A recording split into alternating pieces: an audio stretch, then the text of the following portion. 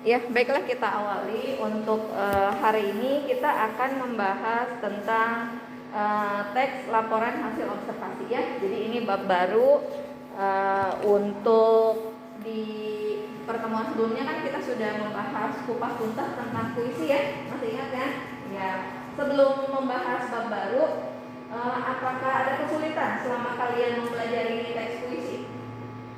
Ada kesulitan tidak? Tidak ada. Kalau tidak ada, kita akan langsung lanjut aja. Sebelum kita bahas teksnya, ini kan teks laporan hasil observasi atau biasanya disingkat itu LHO. Ketika kita belajar tentang teks, yang terbayang oleh kalian itu apa? Ketika belajar tentang teks, yang kebayangnya apa? Bacaan. Nah, apakah semua teks itu selalu bacaan? Apakah selalu bacaan? Nah, sebetulnya teks itu tidak selalu bacaan. Jadi ada teks yang tertulis, ada teks yang tidak tertulis, artinya teks lisan. Ketika kalian mendengarkan podcast misalnya ya, nah itu tuh sebetulnya kalian sedang mendengarkan teks. Jadi ada teks yang berupa teks lisan. Ya gitu ya Ibu, ini tarik ke pemahaman awal, pemahaman global. Konsep dari teks. Nah, ada yang teks tertulis. Yang kita pelajari sekarang bisa saja teks tulis dan teks lisan. Jadi buka wacana kalian bahwa yang namanya teks itu tidak hanya yang tertulis, tapi yang lisan pun bisa masuk ke dalam teks, gitu ya. Nah, kemudian ketika kita mau mempelajari teks apapun itu, biasanya hal yang dipelajari itu yang pertama itu adalah konsepnya. Konsep itu bisa meliputi definisi. Nah, terus yang kedua pasti yang dipelajari itu adalah struktur teksnya.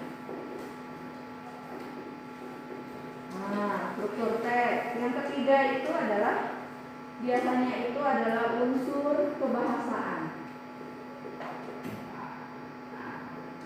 Nah, ini kalian pelajari dulu hal-hal ini, baru terakhir itu kalian praktik. Nah, praktiknya itu dengan membuat tulisannya, menulis teksnya itu yang nantinya itu akan dipresentasikan.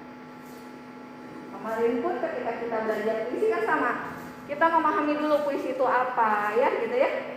Terus kalian Ibu ajak untuk bisa mempelajari puisi itu unsur-unsurnya ada apa aja, ada unsur intrinsik, ada ekstrinsik, kemudian unsur kebahasan yang ada majas dan sebagainya gitu ya. Nah ada unsur yang begitu. Dan akhirnya Ibu minta kalian praktik membacakannya, praktik menulisnya, lalu kalian presentasi, menganalisis sebuah puisi lalu dipresentasikan. Nah, ketika kita sekarang membahas teks yang baru LHO ini atau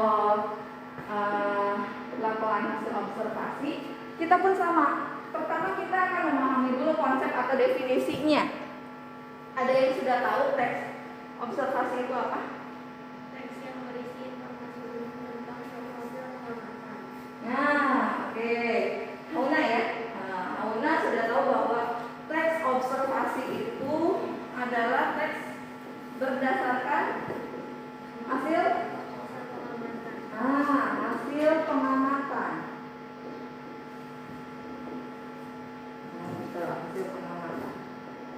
Nah, kemudian sekarang Ibu tanya, kalian pernah dengar istilah teks deskripsi? Pernah? Apakah teks observasi dengan teks deskripsi ini sama? Tidak. Apa perbedaannya? Tadi teh. Januar ya. Nah, Januar, apa perbedaannya menurut kamu? Ada deskripsi, ada observasi, apa bedanya?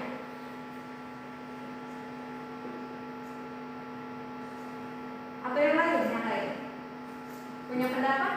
Jangan takut salah ya, kita kan sedang belajar. Ketika dalam proses belajar, mencoba aja dulu gitu, jangan takut salah.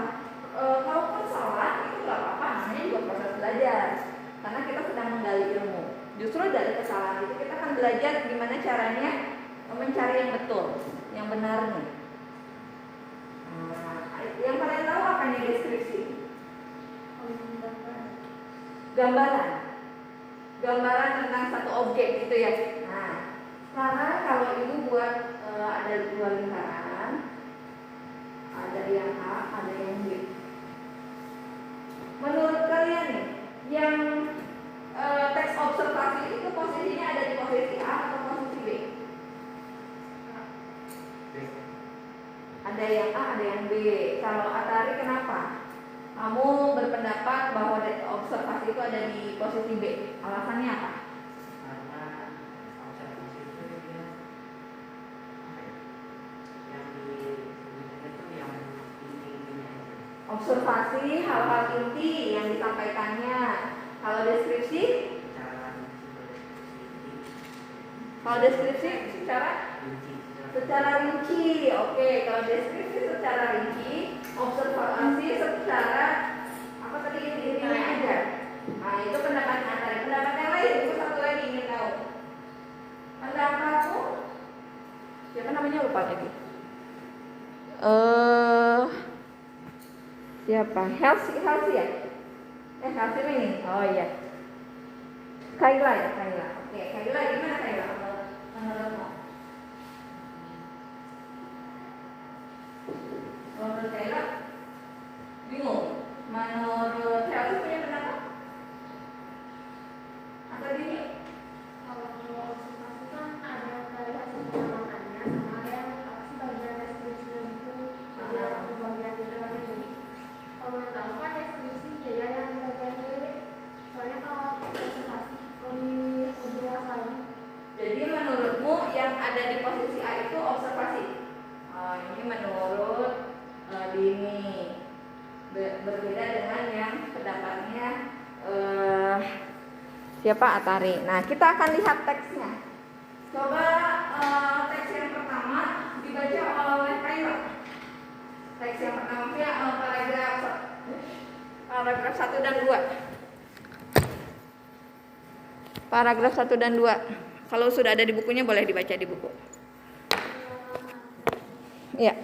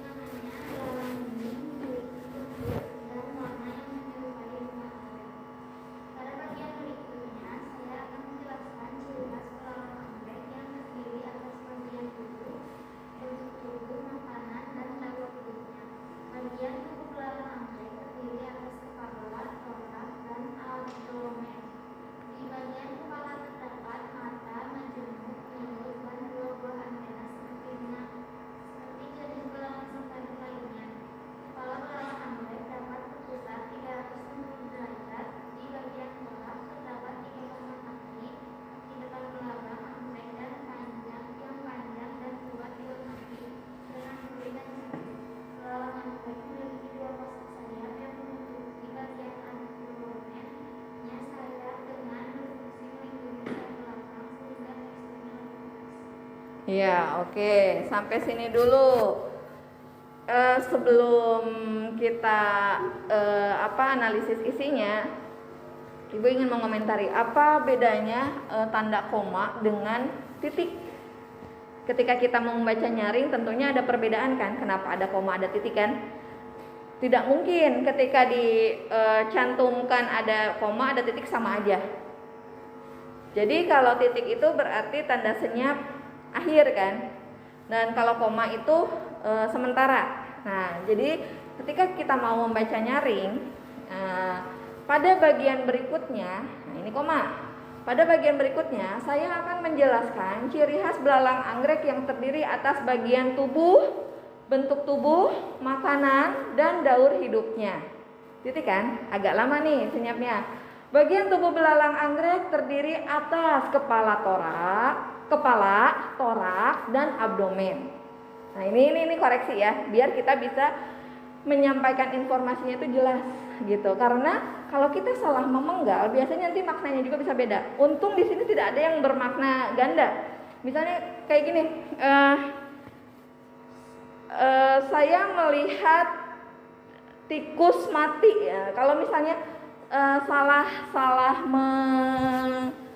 mengucapkannya, bisa maknanya bisa salah gitu. Ini koreksi aja. Atau gini, SPP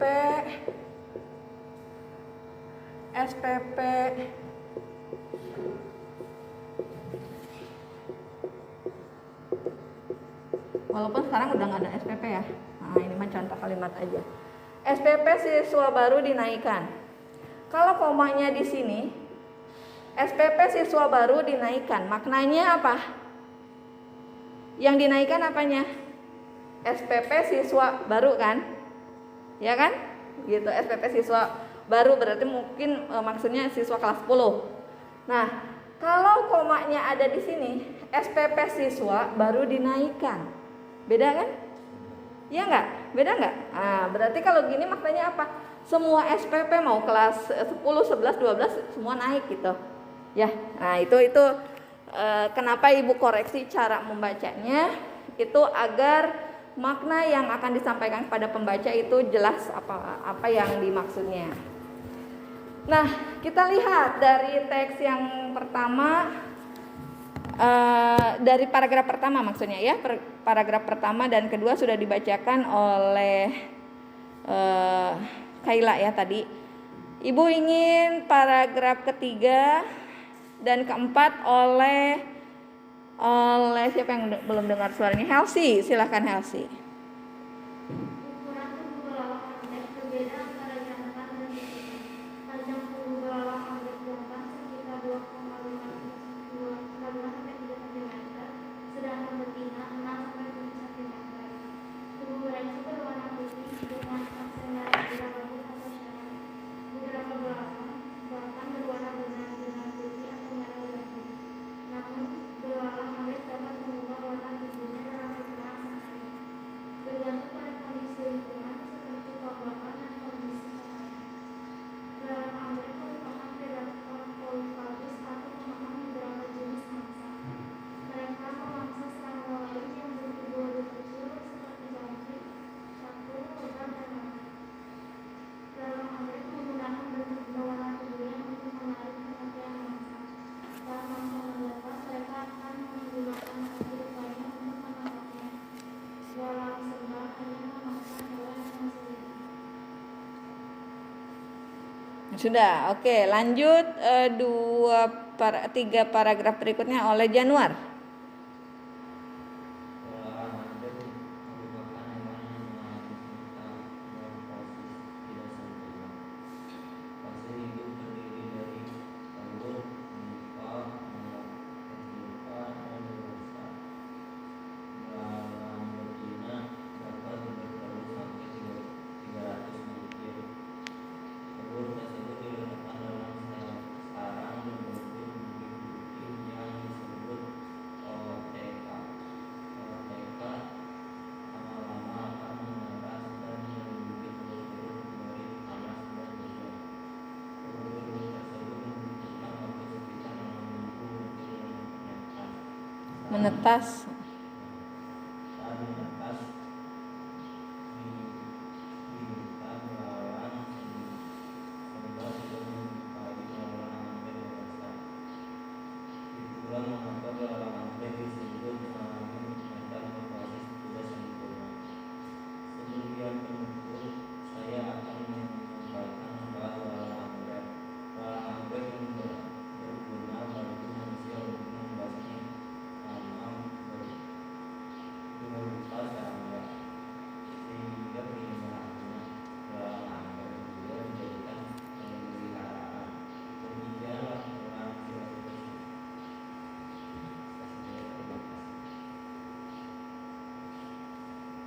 Udah? Ya, oke. Dari keseluruhan teks yang sudah dibaca, ini teks apa? Teks deskripsi atau teks observasi? Observasi. Nah, Apakah dalam teks observasi ini ada teks deskripsinya? Ada tidak? Ada. Yang mana? Yang mana? bagian fisiknya. Betul. Ketika diceritakan bentuk tubuhnya, kemudian di dalam tubuhnya tuh ada kepala, ada torak, ada sebagai dan sebagainya gitu ya, ada lain sebagainya. Itu kan sudah mendeskripsikan ya. Jadi paragraf deskripsi atau teks deskripsi itu adalah teks yang menggambarkan ciri-ciri fisik sebuah objek gitu ya. Seolah-olah dalam paragraf deskripsi ya, ini kalau kita berbicara deskripsi secara umum, si penulis ingin menyampaikan sebuah objek dengan digambarkan seolah-olah nantinya tuh si pembacanya itu bisa melihat, bisa mendengar, bisa merasakannya gitu ya. Kalau di puisi kemarin apa tuh yang begitu? Yang di puisi imaji, ingat? Nah, imaji atau apa istilahnya tuh? Saya jadi lupa. Imaji atau istilahnya apa? Citraan. Nah, citraan. Nah, yang seperti itulah yang ingin digambarkan atau diceritakan dalam atau karakter dari teks deskripsi. Jadi teks deskripsi itu adalah teks yang menggambarkan. Kalau di sini fokus seolah-olah kan ibu sendiri ibu baru tahu ada yang namanya belalang, jenisnya belalang anggrek gitu ya. Ada yang namanya belalang anggrek yang gimana sih? Nah, si penulis di sini menceritakan adalah belalang yang bentuk tubuhnya seperti ini, ada warnanya, kemudian sebagai lain-lain sebagainya gitu. Semua ciri-ciri fisiknya disebutkan. Nah, ini kan deskripsi ya. Kalau begitu, kita bisa menyimpulkan yang mana? Yang lebih global cakupannya itu yang deskripsi atau observasi? Observasi. Jadi ini itu adalah teks observasi yang sifatnya global atau umum, dan deskripsi itu yang sifatnya bagian dari sebuah teks observasi. Bisa dipahami sampai sini? Ya? Nah, ya, jadi observasi itu sifatnya global. Di sini apa yang diobservasi, yang diamati itu adalah belalang anggrek. Lalu dia ceritakan belalang anggrek itu bagaimana. Nah, apakah to the point menceritakannya? Di awal apakah langsung? Di paragraf 1 lihat. Di paragraf 1 isinya apa nih? Apakah langsung diceritakan ciri-ciri fisiknya? Tidak, tapi apanya? Pembukanya, betul. Nah, dengan begitu kita juga sedang menganalisis strukturnya. Kalau dilihat di halaman 3-nya, nah nih ada 3 bagian nih. Nah, secara umum untuk struktur teks observasi atau LHO ini, pertama ada apa nih? Ada pernyataan umum atau klasifikasi. Yang di pernyataan umum ini ada apa? Ada bagian pembuka atau pengantar. Tadi ada di paragraf berapa ya yang pembuka atau pengantar? Paragraf 1 gitu, karena itu adalah pembuka. Cirinya apa? Dia mengungkapkan definisi ya. Belalang anggrek ini adalah bla bla bla bla bla gitu ya. Nah, itu biasanya ada di pengantar. Kemudian bagian keduanya apa nih strukturnya? Iya, ada deskripsi bagian. Deskripsi bagian inilah yang berisi penjelasan detailnya, rincinya. Ada di paragraf berapa nih? 2, 3, mana lagi? 4, 5, ya. Kemudian juga ada ada bagian ketiganya yaitu deskripsi manfaat atau kesimpulan. Nah, adakah ditemukan di teks belalang anggrek itu? Ada di akhir ya. Nah, sehingga cepetan. Sehingga di bawahnya kita bisa melihat nih kesimpulannya. Analisis struktur teks dari belalang anggrek ini. Nah, ini ada nih. Pernyataan umum itu ada di paragraf 1 di awal. Namanya juga pembuka ya. Terus deskripsi bagiannya ada di paragraf 2 sampai 5. Nah, kemudian ada deskripsi manfaat dan simpulannya di paragraf terakhir. Jadi kita sudah belajar dua poin nih. Poin tentang konsep dan definisi, kita tahu bisa membedakan karakteristiknya. Kemudian kita juga sudah mempelajari struktur teksnya. Sampai sini ada yang mau ditanyakan? Ada yang tidak dipahami tentang strukturnya? Tidak. Oke, kalau tidak ada yang ditanyakan, berarti sudah paham.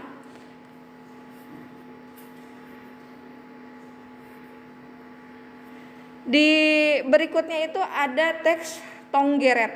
Nah, coba kalian lihat. Kalian cari struktur teks di Tonggeret itu sama atau tidak. Ibu beri waktu 5 menit. Wih, waktunya juga habis ya. Teks Tonggeret. Nanti kalian cari di rumah aja ya. Teks Tonggeret. Itu dicari strukturnya apakah sama atau tidak. Terus gini, untuk berikutnya di halaman berikutnya itu kita akan mengidentifikasi makna kata. Nah, jadi kalian cari nanti di rumah. Ini akan kita bahas minggu depan ya.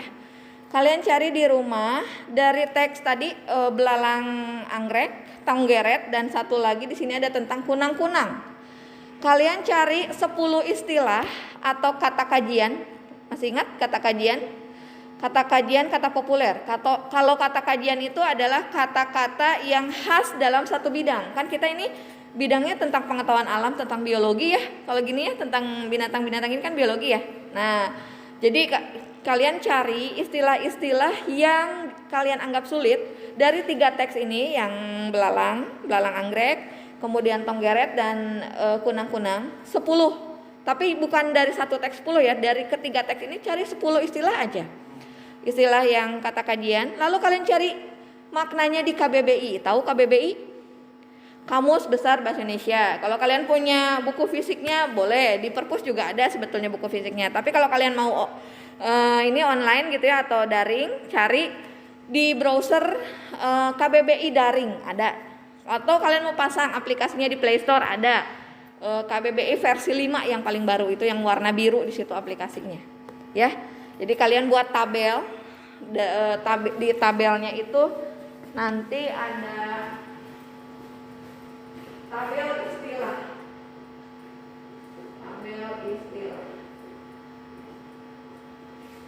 Ada nomor, istilah, terus maknanya. Kalian cari dari KBBI. Makna dari KBBI. 1 sampai 10 saja. Gitu. Ya, jadi untuk minggu depan kita akan bahas ini. Bahas istilah dan itu masuk ke dalam bagian dari unsur kebahasaan. Jadi minggu depan kita akan bahas unsur kebahasaannya. Jadi kalian silahkan baca-baca ya, nanti materinya untuk unsur kebahasaan itu ada di halaman berikutnya. Sampai sini ada yang mau ditanyakan?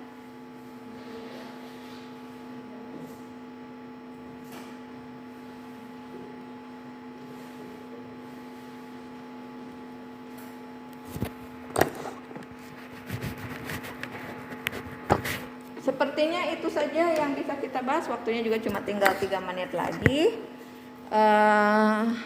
Kalau tidak ada yang akan ditanyakan, Ibu cukupkan pertemuan untuk materi